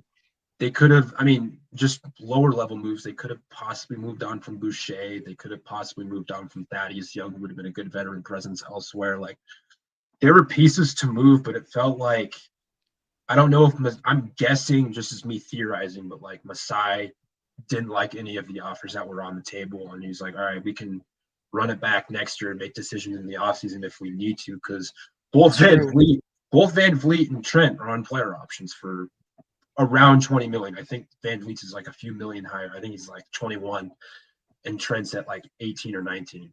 They're all both on player options next year. The one expiring they do have, or other than Poeltl, is the one like Juancho, who it's like, okay, that's like a negligible like difference. And so like, I think Otto Porter also has another player option that I'm guessing he'll opt into for like $6 million. But like the Toronto's like knee deep into the tax. Like, I don't remember the exact numbers, but like they're pretty thick into the tax, especially if for a lottery year, pretty much. And so it's like, if those players opt in, like, are we going to see movement then? Like, what exactly, if it's eligible? I'm not 100% sure. Yeah.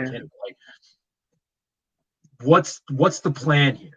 Like, that's my question. Kind of like going back to Miami, and I'm sure we'll talk like Chicago and whatnot, but like, what exactly is the plan here? Because it's like, they're at a crossroads. Leading up to this point, we were led to believe that Toronto would at least sell off like one of those bigger names, Van Vliet, Trent, Siakam, or not Siakam, OG. Yeah, like, OG. We were led to believe that. Now it's like, okay, I don't love this move for Poeltl at this stage of where they're at. Plus, I think the first round pick has like 2 or 3 years of protections on it at least. And so that ruins the amount of picks that Toronto, it lessens the flexibility you have to move future picks. I'd have to go back and look at it again. But like, I remember seeing like there's a few different protections on this pick. So it's like, all right, what exactly is the motive here? Like, you're not in room for contention. Poeltl doesn't hurt your team, but like, just from where you're at from like a contention standpoint, like, what is the point? Yeah, like, I don't necessarily understand this type trade. I mean, Khem Birch was out of the rotation. He was hardly playing. 2 second-round picks, again, as we've seen, aren't really that valuable. Flinging them around, yeah. Those are negligible assets that are outgoing, but like, the first-round pick I don't love, and then, I don't know, I just don't love the position they're in. I know. Yeah. I mean, they could still, that's kind of like what the play-in has done. I mean, the more teams are buying than they are selling, which, I mean, I guess it adds more interest to that. But like, Toronto was in a perfect spot to move on from assets if they choose. Really have a good retool, I think. Yeah, like, it could have been a quick retool. Like, you could have flipped, I don't know, Trent at the very least. Yeah, you could have flipped Trent for, I don't know, second round, and you could have gotten something out of it that would have been like, okay, this is decent. And then you could have thought more about Van Vliet or OG or whatever in the offseason. And of course, OG might get they're probably waiting until the offseason to see what offers are available. If Probably the same ones draft are. day blockbuster or something like that. Yeah, but I don't know. I was confused by this. Just because they didn't do anything else.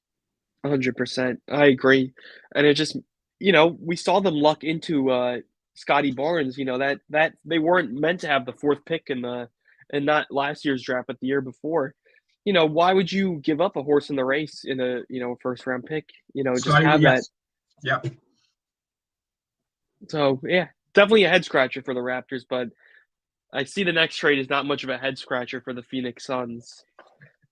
Were you awake when this happened? I was awake when I quoted your tweet about it, and I was just like, I was literally playing Madden with my roommates, and I turn on my phone and I see Kevin Durant traded to the Phoenix Suns. I'm like hitting my roommates. I'm like, guys, look at this. Like, I'm like maybe like a half-hour subway ride from Barclays Center. I'm like, guys, the Nets games aren't going to be any fun anymore. Kyrie and Durant are out of there. But I think it's a good move for us. As soon as I saw Kyrie get traded, I just knew Durant, it's the writing was on the wall. Yeah, at some point, yeah. No, I was on my laptop. I was working on something, or I was looking at something. I can't remember exactly what I was doing, but something told me I had Sports Center with SVP on my TV. I was just got done watching a game of some sort, so I was like just sitting on my bed on my laptop. I live on the West Coast. And so it wasn't late. It wasn't. I mean, it was late for a trade, obviously. Or like it wasn't late for me. It was like 10 p.m. So I was like, okay. So I'm just sitting on my bed, like doing something on my laptop, and then I look at my phone, and then like as soon as I'm like reading the notification on my it was like a minute or two old. Like as soon as I read the notification on my phone, Scott Van Pelt's like, all right, I'm getting word that like the Suns have traded for Kevin Durant. Like I thought I was like having a stroke. I thought it was you were like dreaming already. Yeah, I was like, wait, what's happening? Like, what? They just traded for Kevin? Like, what? My brain was broken for like 30 minutes. I was like, yeah, I had to pause. I literally paused for 5 seconds. Like, I was like, is this real? Yeah, it's like, wait, what? Like, what's going on? Like, I just stared at him. I'm like, he's going to the sun. Like, what? Yeah, I mean, just really. Yeah, like that reminds me of Woj bomb at its finest. Yeah. Do you remember the Kawhi trade to Toronto? Yeah, I'm trying to remember where I was when that happened. I remember going to bed and waking up the next morning to see Paul George get traded to the Clippers. That was a crazy one.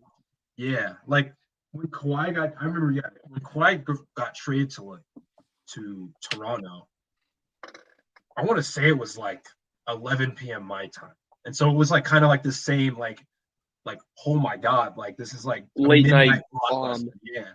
And then the same thing with the Paul George and Kawhi when they both went to Clippers in like within like 5 seconds. Yeah, I was really asleep. I like wake up and the first thing I see is Kawhi and Paul George are on the Clippers. How did this happen? Yeah, I remember like the Woj notifications were within like 30 seconds of each other, if that. It was just like, wait, what's going on here? Like, yeah, the Clippers. Time out. Yeah, the Clippers just went from like the 8th seed or like a team that's fighting for a playoff spot to like a contender from the West, at least at the time. But yeah, no, this Kevin Durant trade. Yeah, it was just they gave up a lot, but I mean, I just my whole theory is like outside of this season, how much longer is this going to work? Chris Paul. Yeah. He's going to be 40 pretty soon. Durant is what, like 35, 36? Obviously, you have Booker who's controlling it, but still. Yeah. No, it's like this is a move where it's like you got to win a title. Yeah. To the next couple of years. You have that flexibility when you have at bare minimum Kevin Durant and Devin Booker together. Again, this is like I don't understand what it is with new owners.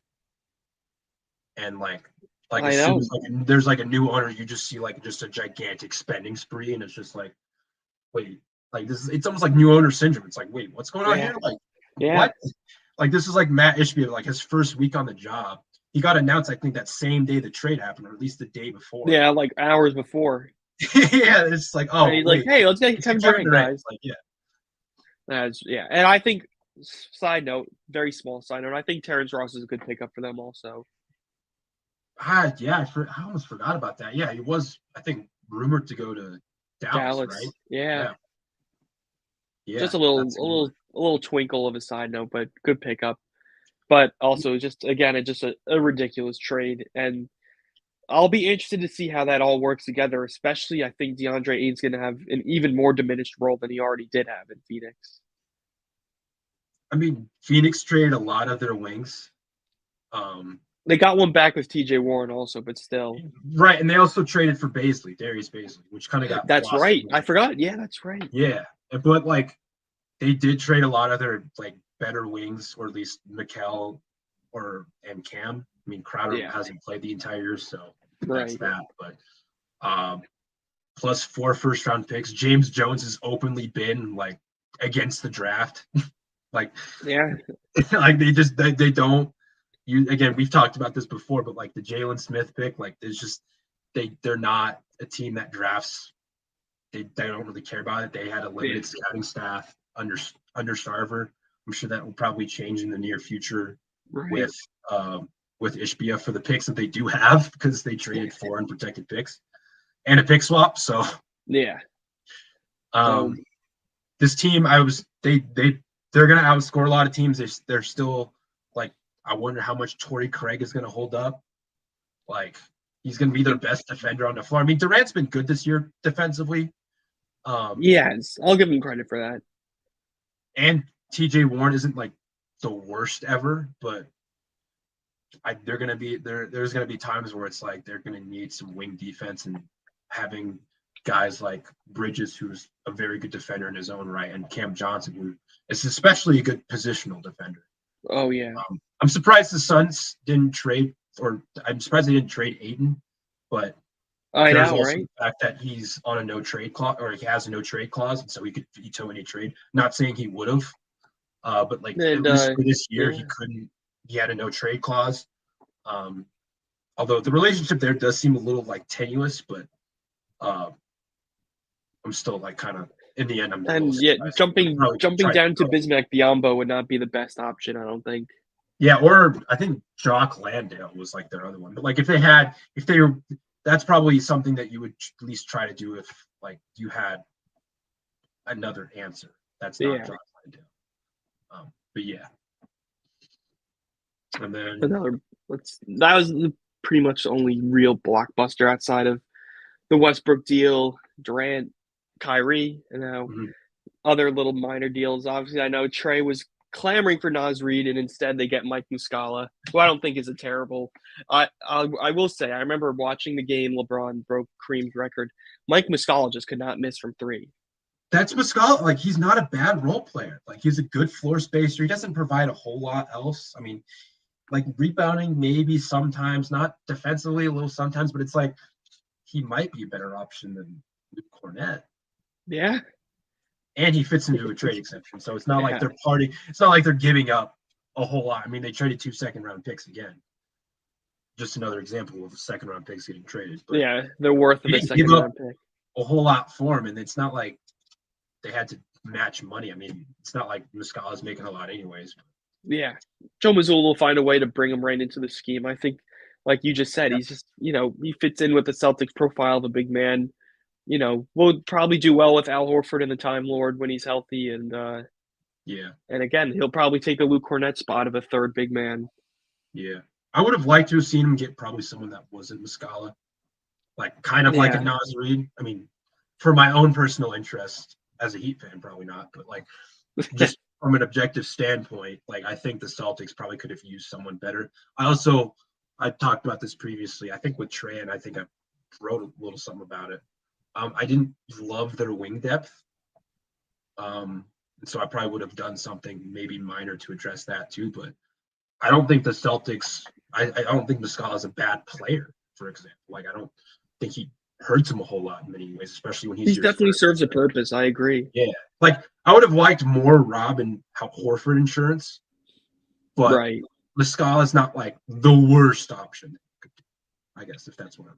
totally. And I think the Bucks getting Jay Crowder is a really good move. I think we see durability issues, especially with Chris Middleton missing time. I think Crowder can just go in there. Everyone knows his play style. He'll hit threes. He'll do some dirty work. I think he complements, Giannis and Budenholzer's style really well. And I think obviously we've seen, in Miami and Phoenix, everywhere he's pretty much gone. He's an important piece to have in a deep playoff run. Boston. Yeah. The Celtics, I mean, you could just name it. He's a veteran. There's no question about it. 5 second-round picks, though. Yeah, again, the 5 second round. You could just pay for players with second-round picks these days. I didn't know that's the economy of the NBA these days. He wasn't even playing. He didn't have any leverage. Like, he had 1 year left on a contract. Like 5 second-round picks. Like, oh my, like what are we doing? 3 second-round picks for Thomas Bryant. Like, yeah. I mean, I guess from the if I want to play devil's advocate to my own take, like if you're the Bucks and you're a championship contending team, what are 5 second-round picks really mean? Yeah. So I guess from that perspective, it's like that is fair. That's okay. That's fine, but just still the optics of dealing 5 second-round picks for Jay Crowder, just like what? But of course, it was a 3-team trade. They got out of Ibaka, yeah. George Hill is also now, speaking of reunions, also in Indiana. Wow. Talk about a full circle moment with the Kawhi Leonard trade. Yeah. Yep. Yep. That was something. The Nuggets trading for Thomas Bryant. Good Trey was critical of the Nuggets in the trade. He was pretty critical. Yeah, the Bones Highland, yeah. Just in general for just what they gave up versus what came back. But I actually like the Thomas Bryant acquisition. He's not DeAndre Jordan. He hits three. Yeah, and he wasn't super. He'll make the non-Jokic minutes a little better. Yeah, Jokic's on-off numbers. I mean, one, because he's Nikola Jokic, and two, yeah, every single time he was off the floor, the other team would just go on runs, and so that always wasn't great. Yeah. And so he's not DeAndre Jordan. I mean, I know they've used some Conchar small ball minutes, right. But they needed someone who's a decent backup big. And Thomas Bryant, when Anthony Davis wasn't on the floor, Thomas Bryant was good. He wasn't. Yeah, he had some really good games during AD's injury spell. Yeah, and for a guy who's going to be getting probably 10, 15, 20 minutes a night, that's not bad. Yeah, you could do a whole lot worse than Thomas Bryant. And I don't 100%. Think Devon Reed and 3 first-round picks is all that much. For Thomas Bryant, I think he's on.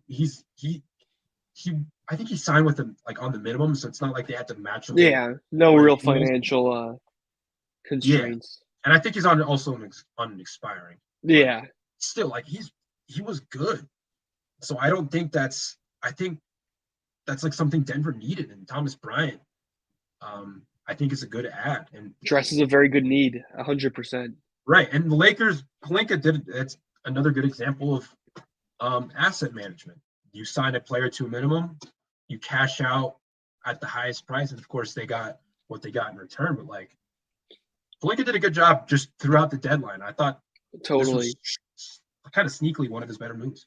Shrewd business. Oh yeah, 100%. And we'll touch on his last move in a little bit. Obviously, I saw in the NBA Slack, Chad was very happy that the 76ers got rid of Matisse Thybulle, who I think is a good pickup for the Blazers. Obviously, Dame Lillard's not going to be playing a lot of perimeter defense. He's, you'll take what you can get out of Dame Lillard on the defensive end. But meanwhile, Matisse Thybulle, he's a borderline, if not, I believe he's already been selected to an All-NBA defense team in his career. One of the best perimeter defenders. I remember he was locking down Steph Curry for starting games in the past, and I think a good move for them. And obviously the Sixers got some good value back in Jalen McDaniels and second-round picks.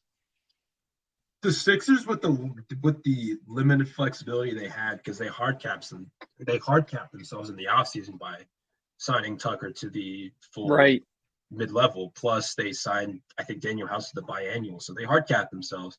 They were within I don't remember the exact number, but I want to say it was $4 to $5 million within the tax apron. Right. So it's they have limited flexibility unless they were going to move off of Tobias's contract or trade Korkmaz or whatever. Korkmaz wasn't making a whole lot anyways, but if they were to just move Tobias, maybe a couple smaller pieces like Thibault. Right. But they really they moved under the tax with this deal for Jalen McDaniels, and I think Jalen McDaniels is not a much better player, but he's definitely a better player than Thibault is. Right. And they got 2 second-round picks out.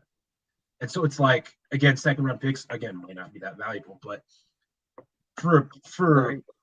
a defensive-minded wing in Thibault, they got McDaniels, who isn't he's a little bit of an inconsistent shooter, but he's a better shooter than Thibault is. Totally. Plus, he's a good defender. He's lengthy. He can play the 3 or 4. He's switchable. He can do all of that stuff. Plus, you get 2 second-round picks out of that. Like, I think Philly, like, this was a really good move for him, especially since they moved under the tax. I got to give Daryl Morey credit for that. Yeah, I don't know if they were in repeater territory or not. I'd have to double check, but this is a good move with the amount of flexibility that they were limited to heading into this deadline. Because I think I saw something where it was like, it might have been leaked or whatever that they weren't going to make like mini moves or like mini like game changing moves ahead of the deadline. It's like, okay, they're the third seed. Are they going to stand pat? Like, what exactly are they going to do? But then they do something like this, and it's like, this is a good move for them. It is. Absolutely. I agree. I think it was, again, really shrewd business, like kind of what we saw Rob Pelinka doing with the Lakers, just stuff that flies under the radar. But, even just little rotational tweaks here and there. I know that, Thibault has definitely pissed off a lot of Sixers fans, not just including Chad, but others. But again, I have to give Daryl Morey credit for just, finding pieces that fit around that core of, Harden, Maxey, Embiid, Harris. I think it's a good pickup for them 100%. Especially when he's when he's like 7th, 8th, 9th guy off the bench. Yeah. It's a good move. It's a good guy to have out, in playoff minutes when your stars need a benching. Yeah, like if there's like if there's like foul trouble or something, like you could always go to Jalen to give you good, solid two-way basketball for 20 minutes. 15, 20 minutes. Yeah, totally. Yeah. George and Hill. Then obviously we touched on that. George Hill, Bones Highland again. That was a real shocker. I don't know why Denver would want to give him up. I know there was a bit of a logjam, I guess, in the backcourt, but to really give him to a rival in the Clippers, who I think will definitely find a way to get the most out of him, is surprising to me. There has been reports of like there's a lot of like he has a lot of baggage with him in terms of like drama. I won't go into the specifics, but there's a reason why he was available. Right. And there's a reason why he went for 2 second-round picks. Yeah. Not to say he's a bad player, because he's not, but there was like a bunch of drama. And then, of course, I don't know if you saw it yesterday, him kind of taking maybe kind of sort of taking some shots at Jamal. I didn't see that.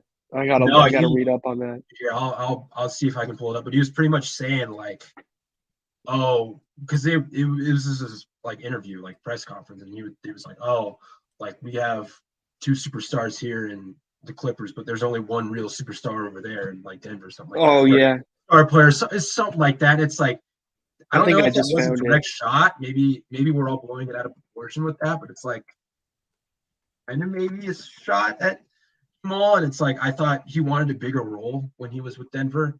I don't know if the Clippers are that's going to be any different, but I think he's still a good young player. But there was like reports of, I don't know how true this is. We don't know. We're not inside, but right, of him having a little like baggage and drama. And but here I'm pulling it up. Yeah, I just saw that quote. You said, two phenomenal talents on the Clippers and only one in Denver. Yeah. That kind of goes to show.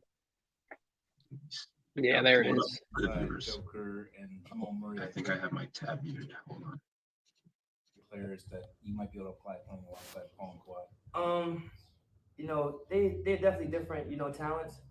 Joker is more of a, passer, and he does everything. But I feel like PG and them do the same thing, but it's definitely different type of styles. PG and them are I feel like they more like scoring, and Joker is like a passing, and then if he has to score, he has to, But it's gonna be a great experience, over here. But also, it was a great experience playing with Joker as well too.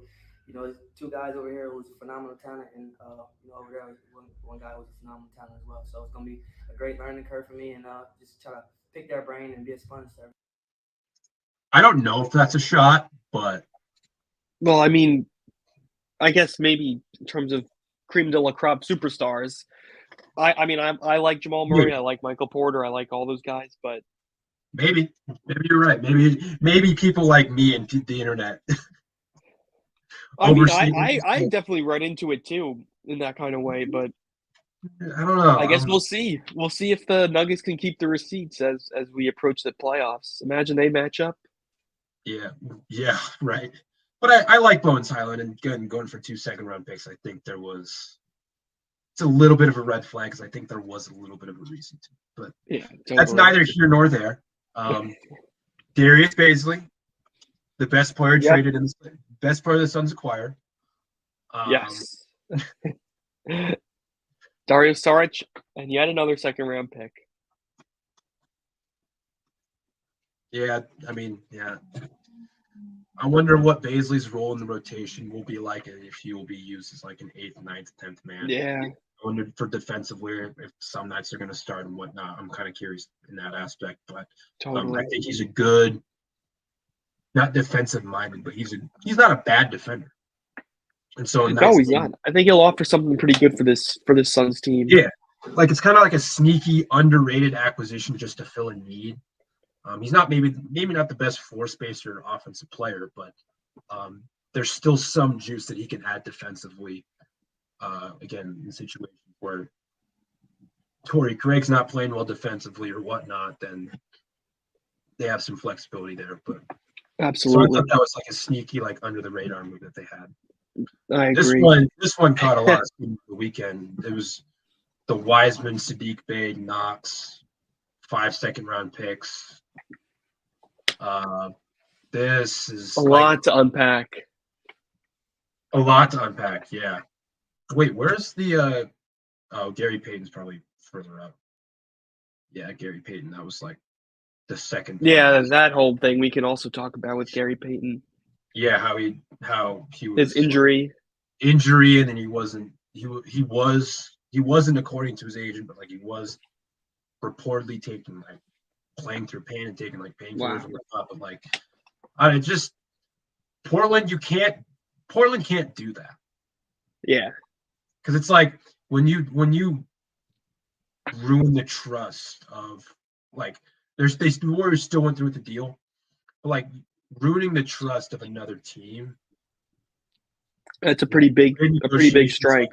Yeah, no, it's like you're doing it in bad faith and you're effing up negotiations with future teams because they may not want to negotiate with you because of trust. They wouldn't trust you, or they may not trust you if you're pulling these type of tactics. Like if you're again playing through pain and you're mostly not disclosing that information. Like that's just not something that you should do. I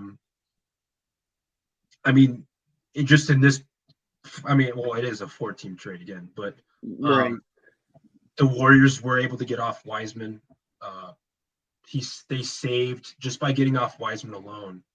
I remember Hollinger came out with something like they're saving north of $130 million just in luxury tax penalties this year and next year combined, because they're so far over the tax and they're in repeater territory. And so that was with Wiseman. If they weren't getting anything back, they're getting GP2 back, who's making I think like $1 or $2 million less this year and then a few mil less this next year. Right. So they're not alleviating a whole lot of like relief when it comes to the luxury tax, but it's some better than other. Every penny counts, I guess. Yeah, so it's like they're relieving some tax money from that, but GP2, I think I saw yesterday that he might be out for like the next month, and they're going to reevaluate him. Probably smart, yeah. So he's not going to be playing right away. The Warriors, I don't want to say had to get off Wiseman, but it just wasn't working, and like there's only so long that you have when it comes to you have a second overall pick for a team that is trying to contend, right? And so from that aspect, you kind of just gotta your hands are tied a little bit when you don't. Detroit, I have no idea what Detroit's doing here. Very loaded front court. Yeah, Jalen Duren, Isaiah Stewart, Bagley. Like they have now they had Wiseman. Is Wiseman going to be in? I think Motor City. I think that's where their G League saw. Like, is he going to get work there? What's going to go in? What's the plan here? Yeah, it's like Stewart going to be on the block. I actually don't know. I know. Like, but is someone like Stewart going to be on the block this upcoming offseason? Like, what's going on there? Like, it just feels weird. Feels like a weird fit for Wiseman, but I guess they're trying to deploy an ultra big strat. They're trying to be the Magic. 4 bigs and 1 in Cade Cunningham. Right. That's their starting lineup next year. Right. Wiseman's playing the 2. Yep. The Bagley's playing the 3. Yeah, that's funny. I mean, I have faith that they'll figure it out, but still, it's a bit of a confusing move at face value right now. Well, and I mean, the Hawks getting Sadiq Bey was interesting. I don't think the Pistons need to give him up. I mean, I think he's regressed a little bit from last year. But like, he's still not a bad player. And like, I wonder how much of this is like Bogdanovich insurance, because I think he's on expiring, or he has 1 more year left on his deal. Bogdan, I mean, not Bojan. But yeah, I wonder if that's Bogdan insurance, or if it's insurance for like, are they actually going to try to move John Collins? Yeah. Because they've been rumored to move John Collins for like the last 3 or 4 years, and they just still haven't. Every single trade deadline, off season, whatever. It's like he's still there. That was I think they got to pull the trigger on a John Collins trade soon. Like, how much longer can you live with these rumors circling around? And like, right. I don't know. Right. We'll have to see how the Hawks finish their season, because like we've said, it's an interesting spot they find themselves in the East, in a play-in race. Right. Trae Young, is his shelf life starting to expire? Yeah, who knows with that? I have no idea. Garrison Matthews and Bruno. That's Fernandez. A bit of a throwaway trade. It's just it's the Rockets. I don't even know what they're doing. Yeah. This one I thought was interesting. Yeah. This Grizzlies. I thought Danny Green's going to be joining the Cavs, I believe, after the buyout. Yep. John Wall's also going to get bought out, and it's funny that he got traded back to the Rockets like 2 weeks after bashing him in a separate podcast. I saw that. That was so hilarious. Calling him trash and all that stuff. That was just pretty crazy. That's a full circle moment right there. Right. Eric Gordon is interesting for the Clippers. I'm glad the Rockets finally traded him.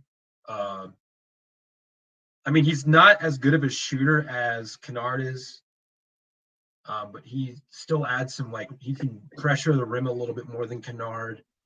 He's some defense there, I think. More defense than Kennard for sure. Yeah, and like he'll be more motivated, and so I'm wondering how that's gonna fit with the Grizzlies. Jackson, when he made the point on with Trae, it seemed like he was a little bit underwhelmed with it. Like, Kennard is like a ridiculously good shooter.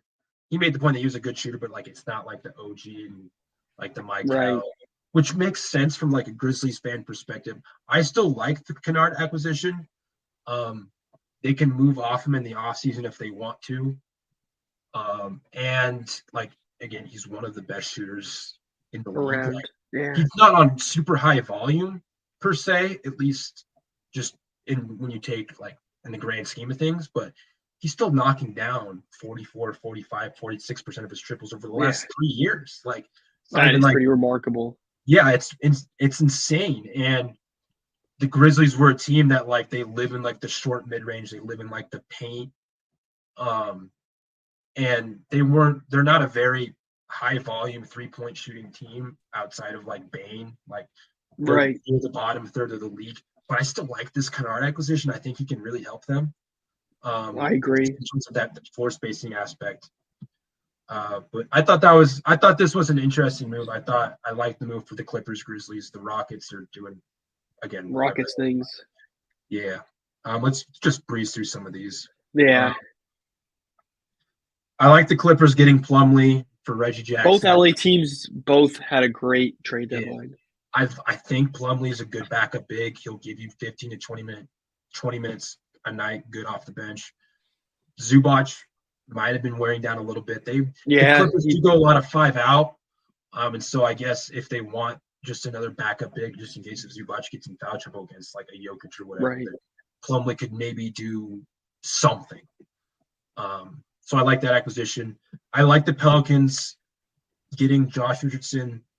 Good wing defender. Shoot some Yeah. threes. They relieve a little bit of salary cap for next year. If they That's right. with They Devontae. still have Graham locked up. Yeah, Devontae he's making like 11, 12 million over the next few years. So they relieve some salary. They get 4 second-round picks out of that. I like that. The Lakers got Mo Bamba. I like that for them. Yeah. Just another backup, big kind of that Thomas Bryant replacement. He hasn't had the best year. He's practically out of the Magic rotation, but Moving off Patrick Beverly also. yeah, he was going to get bought out, I think. Yeah, he'll He's already been fall into. Yeah. And then, And of we had course- talked about Gary Payton. Yeah, so that was the NBA trade deadline. Yeah, people. That's a great deadline. We probably only got a few more minutes left. Or maybe Yeah, we can close things out with MLB, I think. The last few weeks I have thought like a grand total of 10 seconds about the baseball season. So I'm Me like, too. I saw Brian Hope's Hard to tweet believe yesterday. pitchers and catchers are going to report in like a couple of days or weeks. Yeah, at least for the Yankees. Since Yeah. It's Thursday, I think. Yeah. But like, I saw Brian Hope's tweet yesterday about like, yeah, we're now like here in Tampa, and I'm like, I didn't even like cross my mind. I was like, wait, They're in Tampa? spring training starts in like 10 days. Like it's like right around the corner. I was like, wait, oh my god! Like I just completely like It'll fill the football void at least a little bit. at this time of year, I'm so locked into basketball. It's like everything. That's else is- true. The NBA is in prime time, yeah. Yeah, of course with football and like the playoffs and everything that too. But like just week to week, for me personally, I'm so locked into like just basketball where I think about anything else. I'm like, wait, what's going on? Then- it didn't used to be like that until I got more into it. But like with like baseball, it's like, oh, cool. Like it's kind Yeah. of like it's almost like a giddy feeling because it's my second favorite sport. So it's like, ooh, like baseball's around the corner. Like that's kind of cool. Again, even though it probably won't officially like start for me until after the NBA finals, but Right. we have crossed that that's- bridge. I still watch games. Yeah, well, we got time. Yeah, I can't wait to see how these new trade deadlines go down. The acquisitions, you name it. The buyout market. I think that's going to be really heated as the next few days roll on. But yeah, I mean, it's an interesting place in sports, and I was thinking about it last week. Like, this landscape is very. This is the only time of the year you have a landscape like this. Yeah. Are you have you made your very early World Series prediction yet? I haven't. I look. I'm a Yankees guy, so I'm just gonna. They brought Judge back. I think Carlos Rodon's a great pickup. I'm gonna say the Astros have a chink in the armor. They definitely, I think losing Verlander. Obviously, they locked up Christian Javier. That was a great pickup or a great move. But I'm gonna finally say the Yankees. Make that push. They get into the World Series, and it'll be against the Dodgers or the Mets. I haven't picked the National League yet. They did get Jose Abreu though. So Yeah, Abreu was a good pickup. I think I remember hearing that they were interested in Anthony Rizzo, surprisingly, but I think Abreu's a good first base pickup for them. yeah, no, I this is like the time of year. I'll probably have to carve out like a set of like a few hours. Yeah, Just go through everything that happened in baseball that I just like this offseason, like acquisitions that I just forgot. Yeah. There- like there was Trey one I Turner to the saw. Phillies. Like, how are they going to be? Like all that stuff. Yeah, like I just completely like forgot that Bruce Bochy's now the manager of the Rangers. And I was like, wait, Wait, oh, that did happen. that is a mind trick right there. Right? No, it's like just these like small little moves that happen. It's just like, wait, that happened. It's like, oh wait, I think it'll be a great season for baseball, though. I think. I'm excited. I think if the Mets did pull off the Carlos Correa deal, then I think baseball would not have been as much fun to watch. But still, Could you imagine if like even like Judge went to the Giants? yeah, I probably would not be watching baseball if Judge went to the Giants. First Or series I'd of the be- season is Yankees Giants. So that would have been in Yankee Stadium. That would have been Yeah, wildly good parody, even though it would have sucked for you and I. And still, we'll see Carlos Rodon pitch against his old team. Right. That'll be something. Right. But And it would have again, been worse because I have some Giant fan friends oh, so they're probably living on going the through West it. Coast. So it's like that would have been That would like have a been. judge went there, I would have been like, dude, like Don't talk to me. yeah, I would have been like, shut up. Like I had a friend text me, he's like, if Judge goes to the Giants, I'm gonna buy a Giants jersey and wear it in front of you. I was like, dude, shut up. No. Yeah, man. Is that it? Do you have anything I else? mean, I think we really rounded the bases. I think it's a really good. Obviously, the Ooh. Super Bowl and the NBA trade deadline. LeBron broke the record. I mean, that was pretty awesome. But There's yeah, one more thing I want to show you. yeah. Let me find it. Someone tweeted on the Vendetta account. It was not me. But I want to see what you think about this. You probably saw this video. Yeah, let me. What do you think about this? Oh, is it the snake video? Yeah.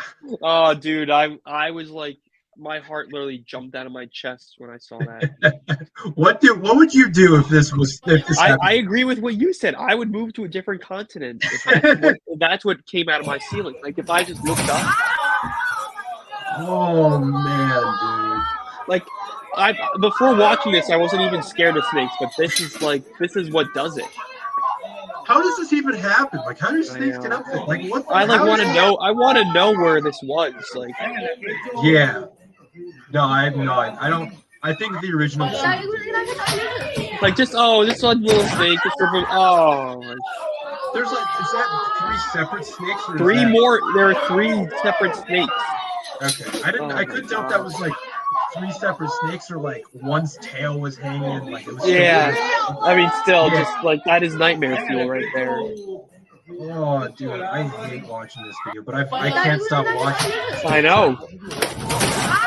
Oh, I would immediately I wouldn't even grab anything. I would just leave. I just walk out. Run out, probably not walk. Oh, dude. Like even the firefighters or whoever those people are, like they took a step back. Like Are those like officially like animals? I don't know what species of snake they are. I don't know. I don't really think it matters. Like it's just no. There's no way. No. I would make sure I would never live in even like not even near that house, just in that neighborhood. Like not even in that city. I might just live. I would have to move out. I'd have to find somewhere so quick. No, this had to have happened in like Australia. It's just literally like I'd wake up from a cold sweat if I like looked up at my ceiling and my dream was just snakes jumping out of my ceiling. Oh. Again, I can't stop watching this video. I know. It's just like captivating. It's somehow captivating. Like it breaks my brain. He just really just slams the ceiling and they just jump right out. My question is, how do we know those are the only snakes that are in there? Yeah, like what if there's like 5 more behind that wall or something? Right, there could be like no one. We only see that part of the ceiling. Like I don't know. Yeah. Maybe those are the only. It just opens up so many like what ifs. I feel like.